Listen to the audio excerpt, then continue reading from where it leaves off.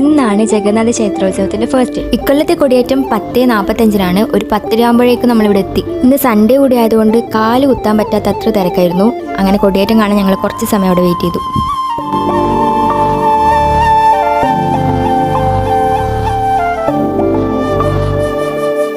കൊടിയേറ്റം കഴിഞ്ഞ ഉടനെ ലൈറ്റ്സ് ഒക്കെ ഓൺ ചെയ്തപ്പോൾ ക്ഷേത്രം കാണാൻ നല്ല ഭംഗിയുണ്ടായിരുന്നു. ഇപ്പം അങ്ങോട്ടേക്ക് പോയാൽ ആ തിരക്കിൻ്റെ ഉള്ളിൽ പെട്ടുപോകുന്നുള്ളതുകൊണ്ട് നമ്മൾ കുറച്ച് നേരം ആ ചെണ്ടേനെ താളവും പിടിച്ചിട്ട് അവിടെ നിന്നു.